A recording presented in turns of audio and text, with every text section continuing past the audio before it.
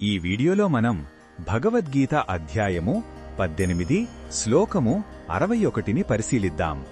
ఈ చివరి అధ్యాయంలో శ్రీకృష్ణుడు అత్యంత ముఖ్యమైన జ్ఞానాన్ని అర్జునుడికి అందిస్తున్నాడు. మొదటగా ఈ పవిత్ర శ్లోకాన్ని భక్తితో విందాం. ఈశ్వరః సర్వభూతానాం హృద్దేశేర్జున తిష్ఠతి భ్రామయన్ సర్వభూతాని యంత్రారూఢాని మాయయా. ఈ శ్లోకం అర్థమేమిటంటే, ఓ అర్జున, పరమేశ్వరుడు అన్ని జీవుల హృదయంలో నివసిస్తున్నాడు. తన మాయ అనే శక్తితో ఒక యంత్రం మీద కూర్చున్న వారిలా జీవులందరినీ వారి కర్మల ప్రకారం తిప్పుతూ ఉంటాడు. మన శరీరం ఒక యంత్రం లాంటిది, ఆత్మ దానిలో ప్రయాణికుడు. అన్నిటినీ నడిపించేది ఆ పరమాత్మే.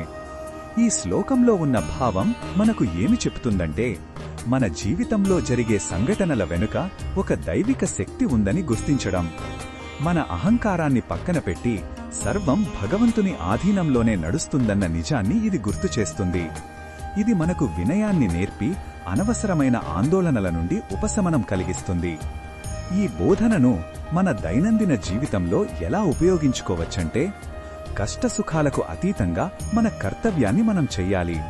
ప్రతి పనిని భగవదర్పణంగా భావిస్తే మనసు ప్రశాంతంగా ఉంటుంది. ప్రతి ఒక్కరిలో భగవంతుడు ఉన్నాడని గుర్తుంచుకుని అందరినీ గౌరవంగా చూడాలి. మరిన్ని భగవద్గీత శ్లోకాల అర్థాన్ని తెలుసుకోవాలంటే మా తదుపరి వీడియోలను తప్పకుండా చూడండి.